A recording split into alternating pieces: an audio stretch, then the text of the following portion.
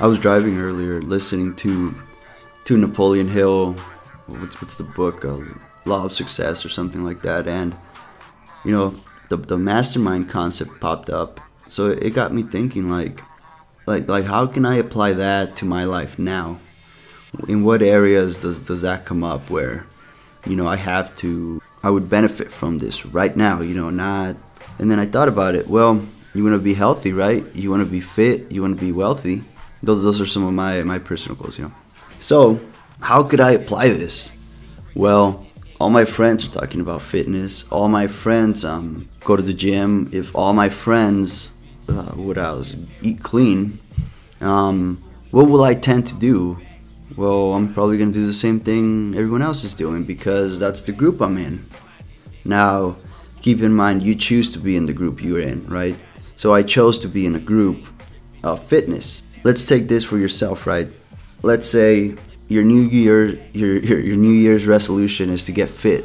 Who should you be hanging out with? If all your friends are doing something, wouldn't you almost feel peer pressure to do the same thing? That way, you know, you're hitting the pain and pleasure sensors, right? Because if you don't work out, your new friends are not gonna think you're cool.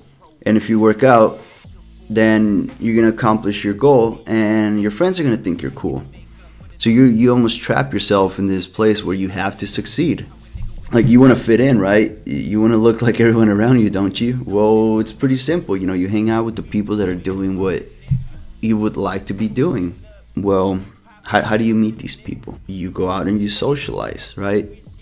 And there's things like Meetup, you know, or you can go to common interest locations like bars or events or conventions, seminars, whatever you want.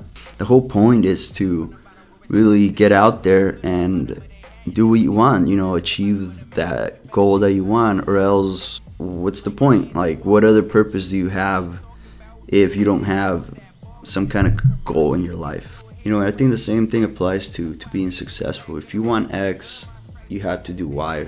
You know, that's basically any area of your life. If you want success in a certain area, there's pretty simple, like, straight out things that you have to do to even start heading in that direction. You know, I like that mastermind concept, or I think it's more of like a friend web, right? Like, if you have many friends pursuing their own success in that area, then you guys can help each other rather than compete, you know?